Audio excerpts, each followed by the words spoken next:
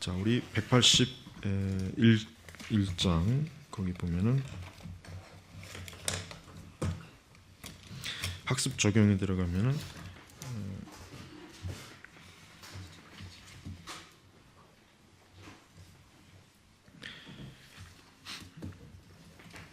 우리 182 하나님의 아들 용어부터 들어가죠.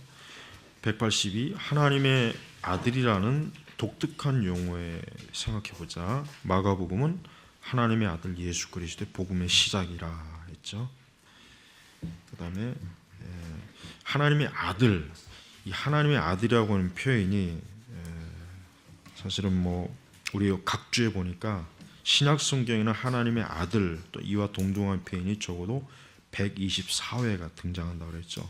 이 칭호는 하나님의 아들됨에 대한 표현으로 몇 가지 의미를 가지고 있다. 즉 하나님의 특별한 사역에 대한 위임을 받은 자, 하나님의 뜻에 순종하는 자, 하나님과 친밀한 관계에 있는 자, 하나님에 대한 지식을 소유한 자, 하나님과 동일하거나 동질성을 소유한 자, 그리고 하나님의 은혜와 복을 받은 자, 굉장히 많죠. 이게 사실은 신학적으로 그냥 하나하나 그냥 간략하게 지금 따진 건데 각자 육신의 아버지에 대해 우리가 생각해 보면 아들이기 때문에 아버지의 기업을 이어받고 아버지 뜻에 순종하고 아버지와 친밀한 관계를 누리고 아버지에 대고 아버지와 동일하거나 동질성을 소유하며 아버지의 은혜와 복을 받게 되는 이치와 같다고 볼 수 있다. 특히 하나님의 아들이나 하나님의 독생자에 대한 명확한 이해가 전제되지 않는다면 우리는 복음의 진리를 알 수 없다 했습니다. 우리가 예수님을 성자 예수 그리스도, 또 성자 하나님이라고 그러죠. 우리가 이제 사실은 삼위일체도 우리가 알고는 있어요. 그런데 삼위일체보다는 우리가 사실은 하나님의 아들 예수 그리스도가 가장 친밀합니다. 사실 우리 성도들에게 있어서 가장 친밀한 게 뭐냐? 하나님의 아들이에요. 아들. 그래서 이제 아까 복음서 마가복음 1장 1절에도 그렇고 그 다음에 이제 백부장이 그 예수님이 그 십자가에서 돌아가시고 난 다음에 백부장이 고백한 게 있죠. 이 사람은 진실로 하나님의 아들이었도다. 근데 이 하나님의 아들이라고 하는 표현은 유대인들에게는 상당히 이게 거부감이 많이 주는 표현이에요. 왜냐하면 유대인들은 일반적으로 하나님의 어떤 그 삼위일체에 대해서 사실 유대인들이 상당히 좀 약해요. 지금 유대인들의 그 하나님은 상당히 단일신이 아닌가 할 정도로 그들은 성자, 그러니까 아들, 특히 하나님에게 아들이 있다. 아들이라고 하는 것은 유대인들로서는 상당히 거부감이 강한 것입니다. 그래서 예수님이 특히 많이 고난을 받은 것은 이제 그런 이유 때문에 그렇습니다. 그래서 하나님의 아들 그리스도가 승천하셔서 하나님 우편에 앉아 계신다 사실 또 우리가 이제 복음을 전할 때 예수님 자신도 하나님을 아버지라고 불렀고 또 우리는 예수님을 하나님의 아들이라고 한단 말이에요. 그러나 이제 이것은 철저하게 삼위일체 안에서 우리가 이것을 이해해야 됩니다. 삼위일체를 벗어나서 하나님의 아들 또 하나님 아버지를 벗어나게 된다면은 그건 아주 문제가 엄청 커지는 거예요. 그러니까 기본적으로 삼위일체를 전제로 하고 즉 삼위일체를 충분히 알고 난 다음에 사실은 하나님의 아들, 하나님 아버지라고 하는 고백이 무엇인지를 잘 우리가 사실은 알아야 됩니다. 그래서 이제 신약 성경에는 아까도 얘기했지만 124회 그러니까 많이 등장하죠. 그리고 124회나 하나님의 아들 또 그와 비슷한 용어. 여기 이제 요한복음 20장 30절. 오직 이것을 기록하면 너희로 예수께서 하나님의 아들 그리스도이심을 믿게 하려 하며 또 너희로 믿고 그 이름을 힘입어 생명을 얻게 하려 함이니라 그랬습니다. 그래서 제일 예수님을 영접하고 예수님 복음을 들은 사람들이 첫 번째 고백은 당연하지 뭡니까? 하나님의 아들 예수 그리스도를 믿습니다. 이거야 되겠죠. 하나님의 아들이 없이 중보자는 없습니다. 하나님의 아들을 전제하지 않고서 예수님, 나의 주, 그리스도는 이건 말이 안 되는 거예요. 그래서 굉장히 중요한 것입니다. 그래서 우리가 하나님의 아들 예수 그리스도 얼마나 귀한지를 우리가 알고 우리 자신도 예수 그리스도께서 하나님의 아들이십니다 하셨을 때 그 아들은 뭡니까? 바로 성자 예수 그리스도, 하나님과 동격, 그 모든 능력과 권능과 지혜가 동등하신 분이에요. 원칙상으로는. 3번에 그리스도가 영원토록 하나님의 아들이 되므로 우리와 그리스도의 관계는 어떻게 되는지 아래를 통해서 보자. 자, 우리가 이제 몇 가지 이제 성경 구절이 있는데, 그리스도가 영원토록 하나님의 아들이 됨으로써 우리와, 근데 지금 이 표현이 아들이 됨으로써가 아니라 사실 아들이에요. 근데 지금 표현이 조금 잘못하면 오해가 생길 것 같아요. 왜냐하면 이단들 중에 역사적으로 보면 어떠한 이단이 있냐면, 예수님이 피조물이고 사실 하나님의 아들이 아닌데 십자가 사역을 통해서 나중에 하나님의 아들이 되었다는 이단도 있거든요. 그런 이단도 있단 말이에요. 근데 지금 오늘 이 문구가 그리스도가 영원토록 하나님의 아들이 됨으로써가 아니라 아들이시죠. 아들이 됨으로써가 아니죠. 요거는 이건 대단히 좀 그 용어가 정말 크게 이거 오해가 될 오해니까 요거는 고쳐 쓰세요. 요거는 고쳐서, 그러니까 예수님은 영원토록 하나님의 아들입니다. 그것이 우리와 어떤 관계가 되느냐, 그렇게 질문을 바꾸면 되겠어요. 아들이 됨으로써를 지우세요. 이걸 아주 그냥 확 파버리세요. 그냥 아주.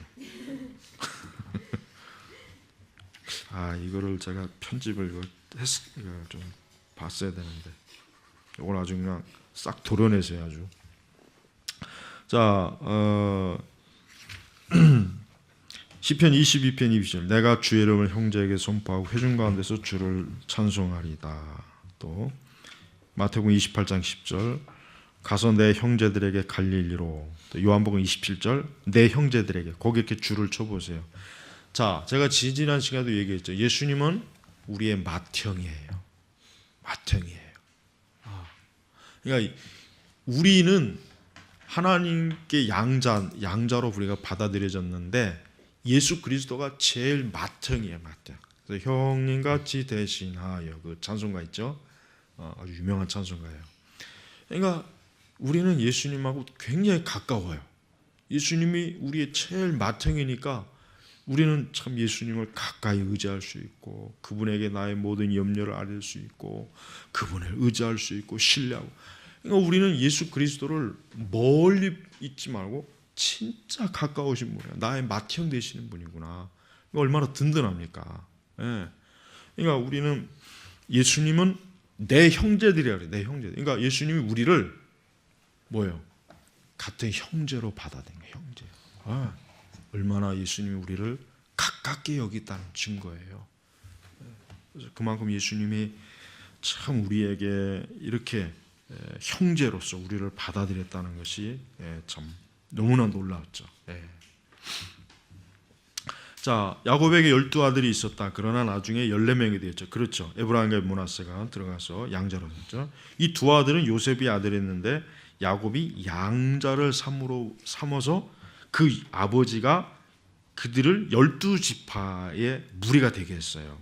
자, 그리스도 안에서 모두 형제 자매라고 하지 않는가? 결국 그리스도 안에서는 우리 아버지도 우리 아들도 한 형제인 것이다. 지금까지 존재한 모든 수직적인 족보가 그리스도 안에서는 수평으로 바뀐 거다. 생각해보라. 같은 교회 출생하는 아버지 아들이 그리스도로 말미암아 하나님을 어떻게 부르는가? 하나님도 다 아버지도 하나님, 아들도 하나님 아버지. 그렇습니다. 그러니까 하나님 나라에 가면은 이 땅에 있는 혈연 관계가 없어지는 거예요. 모두가 뭡니까? 하나님의 자녀가 되는 거예요. 하나님의 자녀. 하나님 나라 가면은 더 이상 이 세상에 있을 때 모든 인간의 관계는 사라집니다. 부부의 관계도 없고, 남편과 아내의 관계도 없고, 부모와 자식 관계도 없어지는 거예요. 다 뭡니까? 하나님의 가족이 돼버린 거예요. 가족이. 그리고 예수님은 제일 맏형이 되시는 거예요. 모든 신자들의 맏형이 되시는 겁니다. 자, 5번에 자녀들의 특권은 부모의 보호를 받고 법무의 유업을 잇는 것이다. 우리 역시 하나님의 보호를 받으며 하나님의 유업인 하나님을 상속받는다. 그렇죠? 그래서 우리는 장차 우리가 이제 천국을 유업으로 받을 사람입니다. 성도는 하나님께로부터 천국을 유업으로 받을 사람이에요. 유업. 하나님의 기업을 받는 거예요. 그러니까 성도들은 뭘 기대해야 되냐면 하나님께서 우리에게 영원한 기업, 천국을 유업으로 줄 걸 기대해야 돼요. 그걸 기대해야 됩니다. 이 세상 유업이 아니에요. 이 세상에 뭐 땅과 부동산이 아니라 하나님께서 나에게 유업을 주실 것이다. 나에게 영원한 기업을 주실 것이다. 그거를 우리가 소망하고 바라봐야 돼요. 그래서 굉장히 위대한 특권이죠, 특권.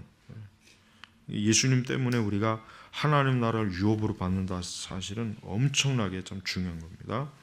몸과 영혼이 죄로부터 구원을 받는 사실은 우리가 가장 감사해야 된다. 세상에서 어떤 특정한 죄로 인해 형을 받는다고 하면 이는 단지 몸에 대한 선고다. 그러나 성경은 뭡니까?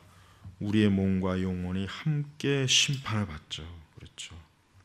그래서 우리가 심판을 받을 때 몸이 사라지고 그저 영만 심판받는 게 아니라 우리 그 부활의 몸.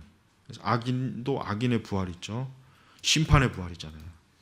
그러니까 우리가 이 육신으로 지은 죄가 육신에서 끝나는 게 아니라 심판 때까지 끝까지 가는 거예요.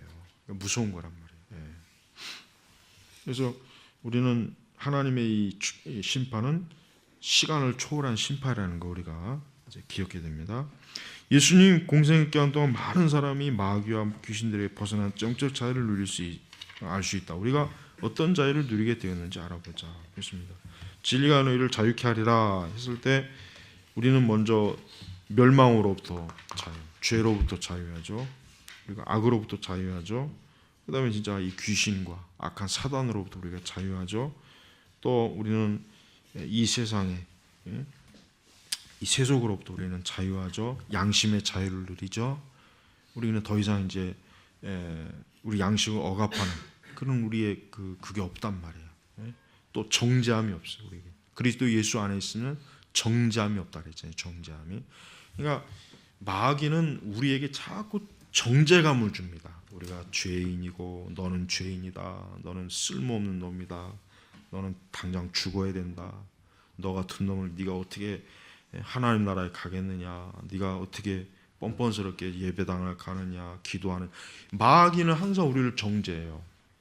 마귀는 정죄합니다. 그래서 루터가 회심하고 얼마 안 있다가 마귀가 너 같은 놈이 어떻게 의인이 됐다고 그러느냐 하니까 루터가 뭐 임급병을 마귀에 확 던졌다 뭐 이런 전설이 있죠.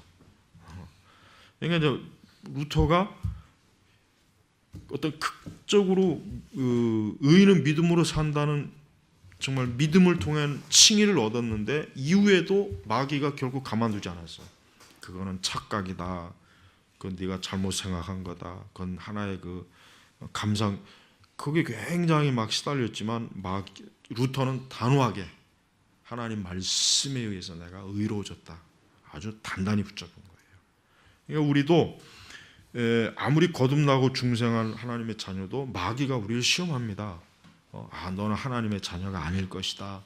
너는 가짜로 회개할 것이다. 너의 회개는 거짓이다. 위선이다. 너 같은 놈 하나님 널 받아주시.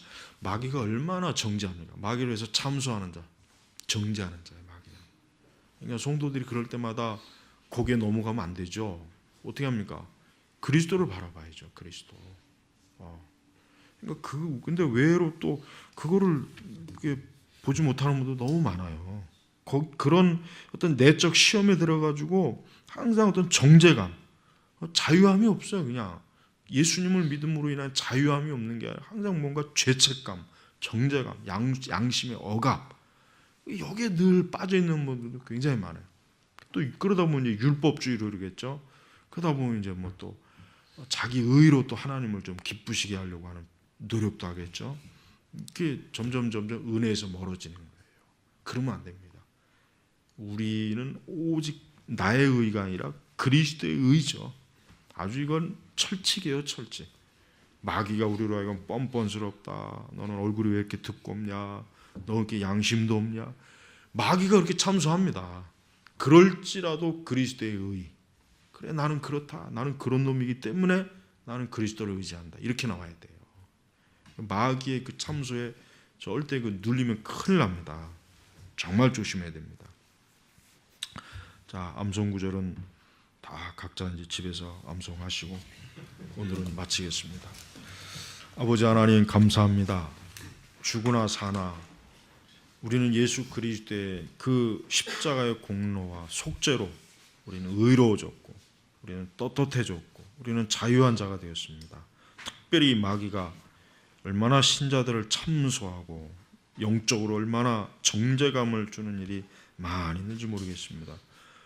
강한 믿음으로 예수 그리스도를 붙잡은 믿음으로 그 모든 걸 이겨내서 주여 하나님의 자녀가 죄로 인하여 악으로 인하여 또 죄책감으로 인하여 아버지 하나님 참 주님의 은혜를 누리지 못하는 자유를 누리지 못하는 그런 일이 없도록 저희 모두에게 담대한 하나님을 믿는 그리스도를 의지하는 믿는 믿음을 주시옵소서. 감사하며 예수님의 이름으로 기도 올렸습니다. 아멘.